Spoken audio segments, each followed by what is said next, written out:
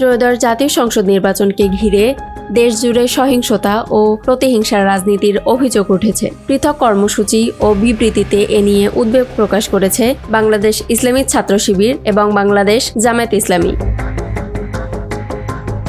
গত রোববার 15 ফেব্রুয়ারি সহিংসতা, হত্যা ও ধর্ষণের প্রতিবাদে আয়োজিত বিক্ষোভ মিছিল শেষে শিবিরের ঢাকা মহানগর দক্ষিণের সভাপতি হেলাল উদ্দিন রুবেল অভিযোগ করেন, নির্বাচনের পর একটি রাজনৈতিক দলের নেতাকর্মীরা অন্য দলের উপর হামলা চালাচ্ছে, যা নব্য ফ্যাসিবাদের লক্ষণ।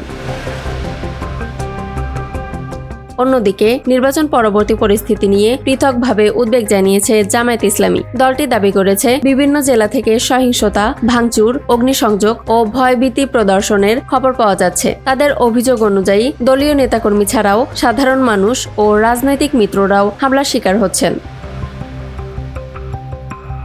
তবে এসব অভিযোগের বিষয়ে বাংলাদেশ জাতীয়তাবাদী দল বিএনপির পক্ষ থেকে আনুষ্ঠানিক কোনো প্রতিক্রিয়া পাওয়া যায়নি। আইনশৃঙ্খলা রক্ষাকারী বাহিনীর পক্ষ থেকেও পৃথকভাবে তদন্ত বা অভিযোগের সত্যতা যাচাইয়ের বিষয়ে এখনও বিস্তারিত জানানো হয়নি।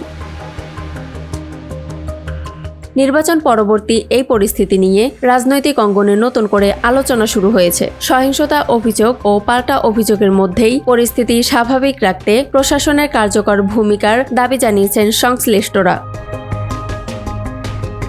বিশ্লেষকরা বলছেন, বিগত দিনে ফ্যাসিবাদী সরকার থাকা অবস্থায় জনগণ যেই সহিংসতা ও অত্যাচারের শিকার হয়েছিল, এবার কি তার বিকল্প হবে, নাকি আবারও আগের মতো নির্যাতিত আর হয়রানির শিকার হতে হবে, সেটি এখন দেখার বিষয়।